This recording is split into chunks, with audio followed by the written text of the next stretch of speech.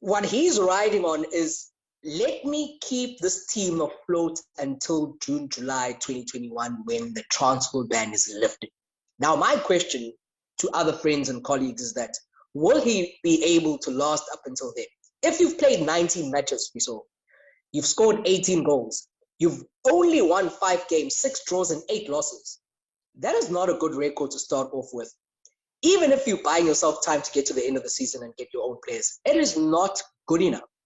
I say we because as a Chiefs supporter it hurts, run the risk of being in the relegation battle come the end of the season. And again, I know I'm mentioning what is happening now under Gavin Hunt, but he has inherited sort of like this incessant disease of Chiefs players that are just finding the jersey too heavy to handle. And we haven't been able to overcome that. And I think that's probably the main reason why Chiefs was not able to close the league off when it seemed like a full-blown conclusion last season. And I think all of those factors combined with his new way of doing things is just not happening. And I was telling a colleague the other day that it's not even an indictment on Gavin Hunt's ability. So hear me out. He is a brilliant coach, brilliant tactician. He's very good with players. He's very good with the youth. But sometimes combinations just do not communicate.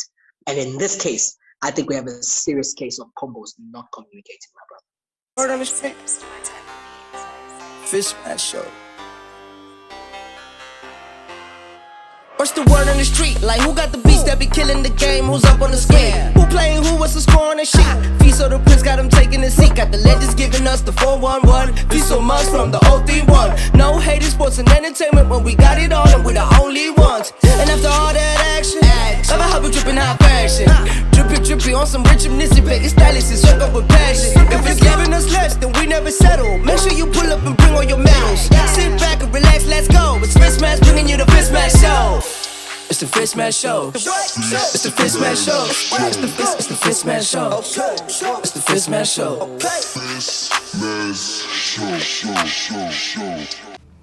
Hi, this is Sibonelo Makanya from the Multiply Titans, and you are locked into the only show that matters, the FisMaz show. Hello and welcome everyone to another episode of the FisMaz show. I tell you what, today it's going to be spicy, it's going to be beautiful. I've got two interesting characters that are joining me today because, well, I've always wanted to see how they're going to get along. Kaizer Chiefs, Mamelodi Sundowns, two big teams. I know the other one's going to argue about that tag, but I'm not going to bring him in just yet. He's already smiling, he's laughing. Yeah, you know what, let's go. I got DJ Naves, I've got Menzi Ngcobo. Menzi, I don't think you should allow this guy to call your team a big team. I don't think you should allow it. Don't allow it. Listen, I knew that he's not going to waste time. He's going to go straight into it. No, but I mean, let's define what is a big team. We've got to be clear about that so that when we talk about a big team, then we know what we're talking about. I think you must answer this one. Names with all due respect, yes, the term big team is used very, very loosely in South African football. But to give you a very clear and plain answer to your question, the name big comes from the history and the heritage and the success that has been driven by trophies and the support, the measure of support and the footprint in the market. So you could quite aptly argue ukuthi asadeserve ukuba naleyo tag ngenxa yezinto ezenzekile over the past recent years. So I would still say there's only one big team in South Africa. That's Chiefs. Okay. So if you ask me, right, big teams are teams that win trophies consistently at it. If we're talking big marketing, big support base, if those are the two criteria, you can go on and say Kaizer Chiefs is a big team. But if we're going to add trophies into that line, we cannot call them a big team. A 6-year-old child will never understand what you mean by Kaizer Chiefs is a big team. They've never seen them win a trophy. In fact, they've just seen them being Just a quick question, Nave. Sorry to interject. Do you know how many trophies Sundowns has won since 1996 in total? In total, it's in all the competitions? Or are we talking PSL? Yeah. Everything. I stand to be corrected on that, but I can tell you that we are on our 11th PSL trophy, which is, I don't think there's a team that has won more PSL trophies than us. They actually are not even a thing. Okay. As a matter of fact, there is no team that compares. I think the closest one is number 6. They've won 6 in the PSL era. Okay. We both have 20 trophies since 1996, Kaizer Chiefs and Sundowns in total. That includes African continental competitions. No, but what are you talking? You haven't won games. What are you talking about? African continent. No, you can't say African continent. What you can't say the Mandela Challenge. When you guys played 2 games against no. Hey, man. No, we are being disrespected here. I mean, do you know how long it takes to win CAF? Then you want to bring up Mandela Challenge when you play against one team and say in Africa. Baba, sinama trophy 20 each. Mina now. Sesibala yonke into, right? Yeah, that's important. Don't involve yourself in Africa. Don't say, we must be clear there. We cannot, no. This is disrespectful. Naves. Sizokunikeza chance yakho. Sinama trophy 20 in total. The question we were answering was, what is a big team? So, sathi thina sisebenzisa criteria ye fan base, sisebenzisa criteria yama trophies, and you said it's disrespectful for us to say Chiefs is a big team if kunengane encane who's never seen Chiefs win a title. Ngathi mina ngiyakuvumela. Kodwa if sizofaka ama trophy as a criteria, we, meaning Sundowns and the Chiefs, we have 20 trophies each. Sesinga-arguisha the value and the type of trophies we have eceleni. But now 2020 Menzi, you guys are reaching. Well, no, Naves, wait, I need to interject here. Menzi, I wanna know something. Does your 20 involve Makufe, Vodacom Challenge, or what? No. These are official titles, not preseason tournaments. Okay. I think you're counting Makufe then.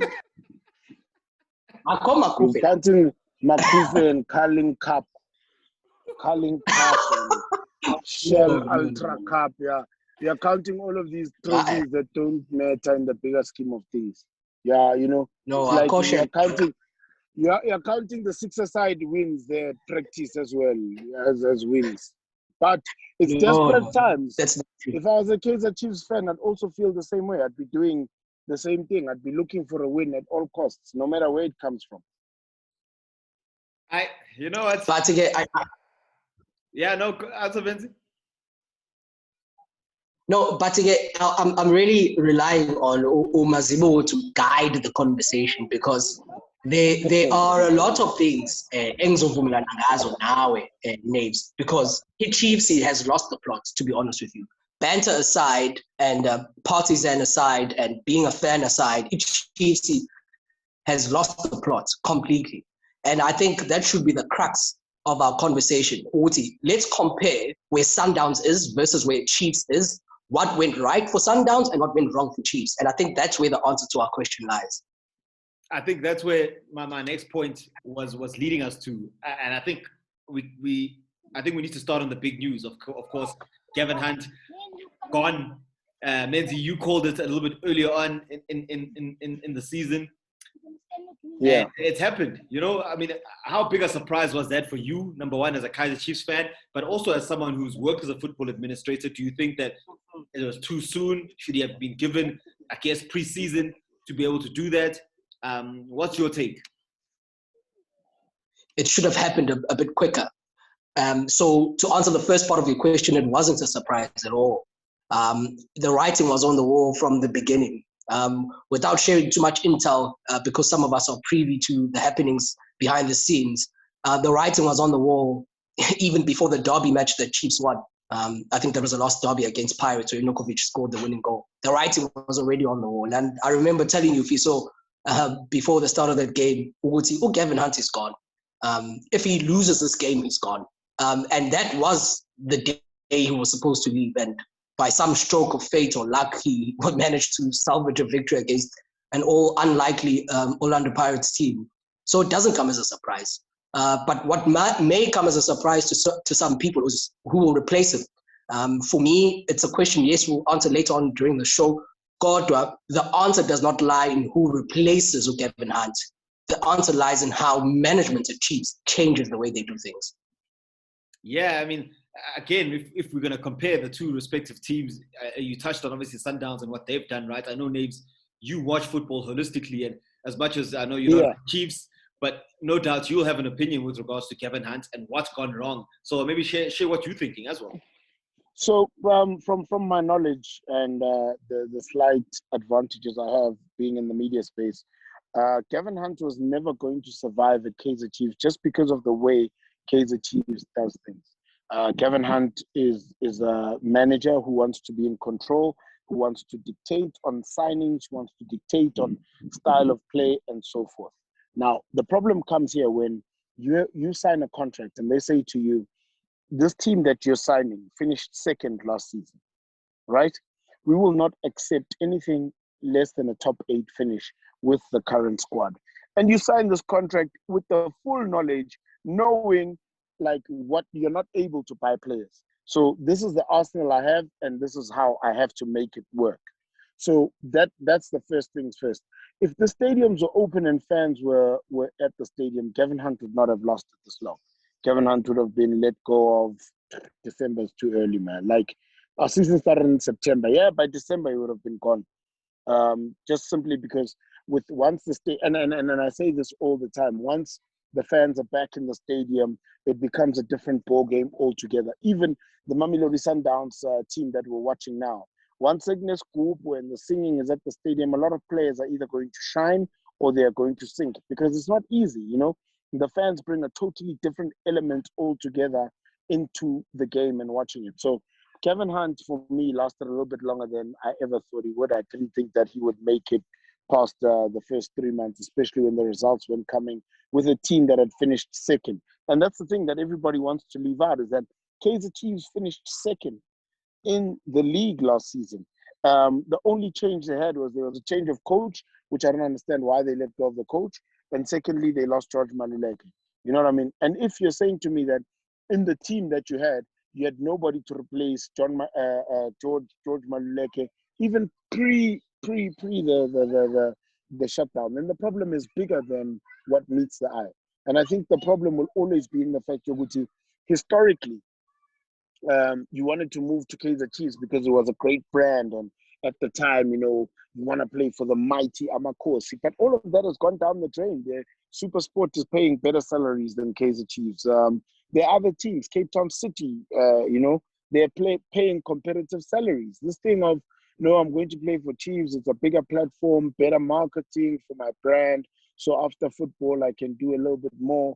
All of those things are now out the window. You have an equal opportunity to play for any team in the PSL and still be able to take the next step. So whether it's you're playing for Baroka and then somebody sees you and comes and buys you and takes you to the next level, then, you know, that's what it is. But you no longer have to play for Kaizer Chiefs, Orlando Pirates, and Sundowns to make it. You're muted. Yeah, some interesting points you made there, Naves. And again, you know, for me, I looked at the whole situation with Kevin Hunt, and I thought, here's a coach who knows how to win. Here's a coach who knows how to find something out of nothing. And you, like you said, you know, the team finished second last season. What's the worst that could have happened? You know, top 8. You would have thought it would be easy to do that, you know, for Kevin Hunt. Menzi, I mean, yeah, it's puzzling with regards to, I mean, Naves, if you want to pick up on that point, you know. Sorry, quickly. That guy said he doesn't believe in video analysis. It's overrated. Like, it's 2021. Video analysis is overrated. In 2021. No, guys. I don't, and I also, you know, not taking away anything from Kevin Hunt and his coaching. I just don't think he's made to be able to coach the big 3. Menzi? Can I choose to take a different approach in how I want to answer this? We can talk about the football semantics, but I just want to take a slight detour and answer it differently. There is a business administration term called strategic drift, right? Now, just allow me to read the definition. It's a short one. It says, if you fail to adapt to your environment, your business will suffer. An example, Kodak, which was an American photograph company. Kodak's failure to seriously pursue digital photography in favor of film photography in the established business line plunged them into bankruptcy. Let that simmer, right? So Chiefs' ability to develop themselves, transform themselves to match the environment is a serious case of strategic drift in terms of the organization itself.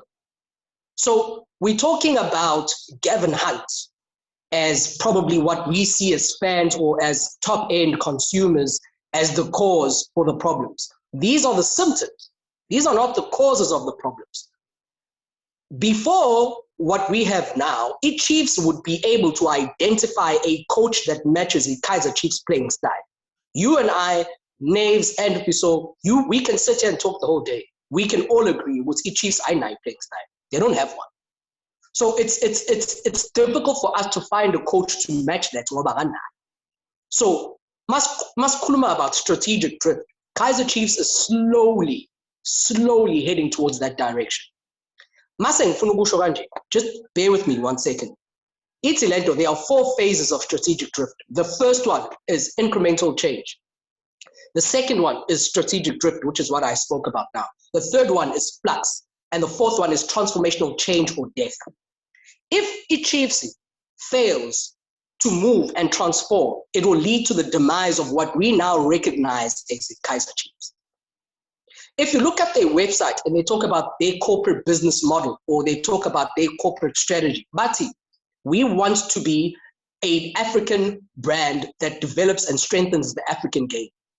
Kote, you and I can also agree with since 2004, when Dr. Patrice Motsepe took over, they actually took the mantle of that very same strategy and put it into fruition. They bought quality, they bought mass. So it wasn't an incumbent strategy for Isanda. It was deliberate. They deliberately saturated the market by buying the best players that were there to either play them or take them out of circulation. Chiefs has failed to do all of the above. Air Kevin Hanso late. Non-existent for me. I think you were on the mark there until you started throwing things in like to take them out the market and not play them. Like for me, that theory makes no sense, and I'll tell you guys why. The Sundown structure, especially coming back to, let's call it 2006 and 7, was we must invest heavily in the players, in the arsenal, so that we can build the competition. So how it was initially, it was put like this. We needed to have the 2 best left backs in the country, and the third option will be our development product, right? And that was every position that we had. We wanted the 2 best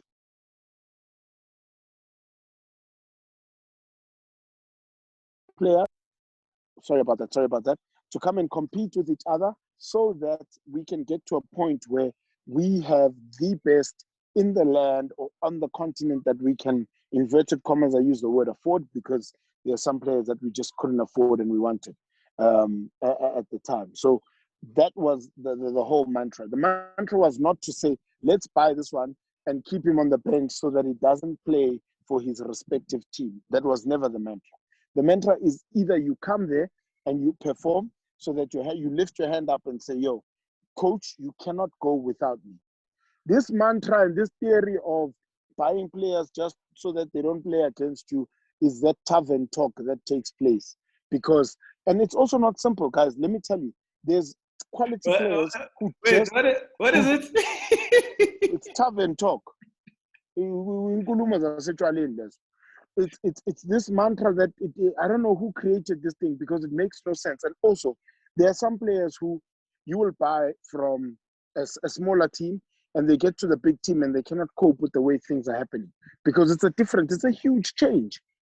Some players take 2 years to adapt to it. Some players come in and they immediately adapt and they can keep going. Other players just simply struggle to adapt, like completely. And you're like, but this guy was a starting player for this and this team. Like, what has happened to this guy? Those sort of things start to happen, and then it becomes a little bit more difficult.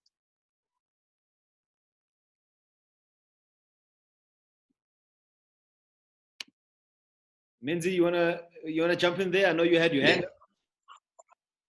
Ngifuna to correct to Naves about this his theory of tavern talk.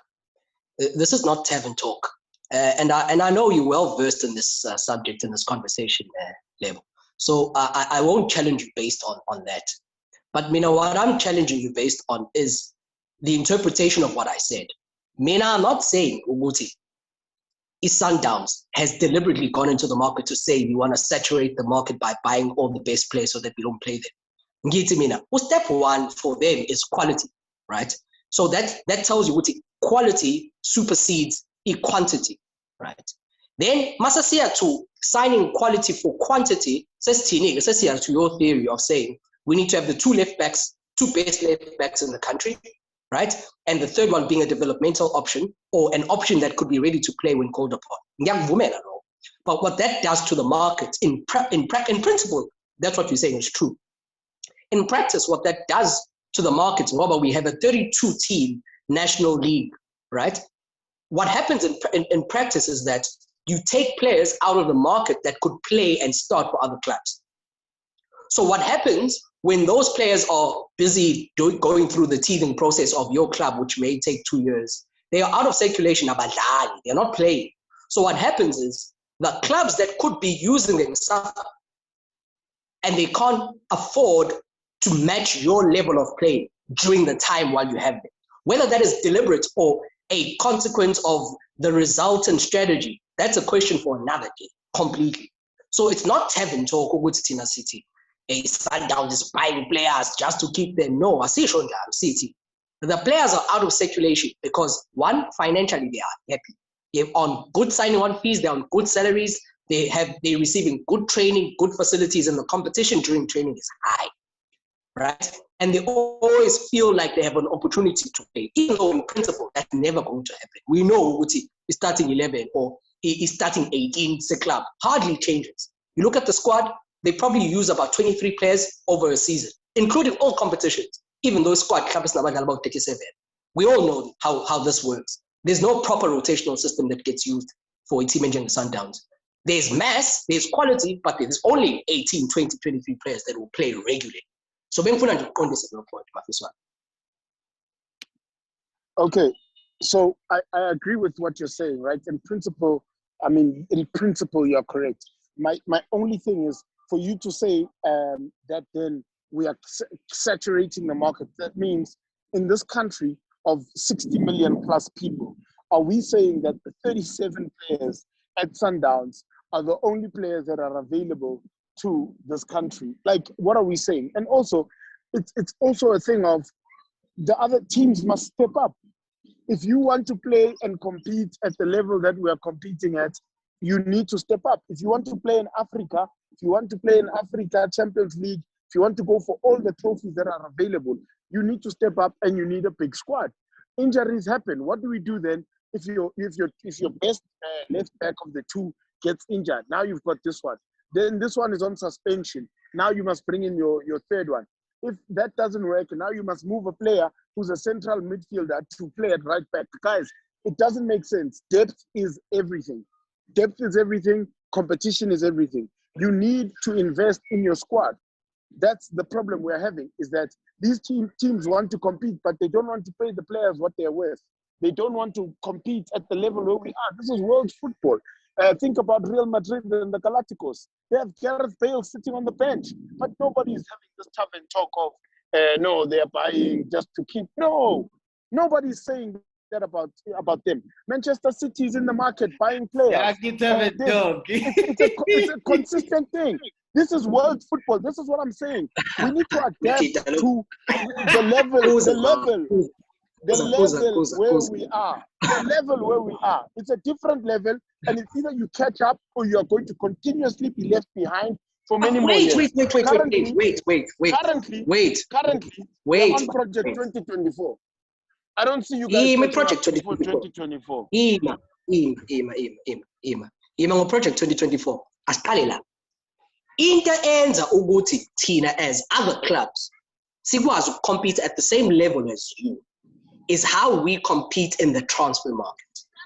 Don't come here with your 60 million people in South Africa analogy. We ask what it is, not 60 million people who play football. That theory is tavern talking. We know ukuthi equality lies in professional football clubs and in professional academies that produce players. And of those players who belong to those clubs, only a select few of them are exposed to elite level of competition. We are now. We understand. And that is the market in which Sundowns is competing in. Plus, to add to that, Sundowns has an extensive scouting network that goes beyond the borders of South Africa, right? So when they go to South America to get players, they're not going there to get the worst player who couldn't get a contract in Europe. They're going there to get the best player who hasn't been spotted yet. Yes. That's why we're no Sereni. That's why we're no Alfonso. When Ep8 and his scouting team went to South America to scout for players, they were not going there to see Sereni. They went there to see another player, actually. But when they got there, they saw Sereni, who was buzzing at the time. That's why they were able to make that purchase. Manje, you guys have moved the goalpost. The level of playing and the competition is higher now. Ngobani, you have moved on to the next dimension, which I agree with. So it is cheap to say, you guys must step up, you guys must move up. As far as if the club itself has not recognized that there is an ill in the way they are doing things. So the only way we that were going to Zimbabwe, outside. This is the same team that was going to Zimbabwe and buying out all the top players from Zimbabwe. Now, because you guys have been left behind, you want to come with the tavern talk? Give us a break, man. It's either you step up or you get left behind, and you guys have been left behind. You guys need to come into the market and compete. You need to bring money into the game. If you're not going to invest financially, you're not going to win. This thing requires money. If you want to operate... But the business models are not the same, Nate. The business models are not the same. The business models are not the same. If business model here Kaizer Chiefs, their business model here Sundowns. We have to compare fruits with fruits, not with vegetables. No, we cannot. We have to be honest, Nate. No, for the longest time, Kaizer Chiefs was running the market. You could not compete with Kaizer Chiefs when they wanted a player. And that's because there was no one who was competing with Chiefs at the time. That's why they were doing that. So now that there's competition, you guys want us to feel sorry for you. I hope you guys get relegated. We don't want anyone to. You guys need to be relegated. Kaizer Chiefs needs to be relegated. You guys need to go to the playoffs, and you guys must lose at the playoffs and be relegated. That's what we need to see happening. Chiefs needs to be relegated. I'm tired of this Kaizer Chiefs nonsense. Let me jump in here, guys. Let me jump in here just to balance things out. Menzi, I find, like, again, and I'm not picking sides here. I'm trying to just be neutral, because you almost saying that Sundowns are too far gone in terms of how they've operated. How is it unfair, or how is it against the grain, in your opinion? And I want us to keep the answer as brief as possible, because we only have about 8 minutes left of this conversation. Mina Fiso, I'm not calling foul on the achievement of Sundowns. In fact, I'm tipping my hat off to what Sundowns has done.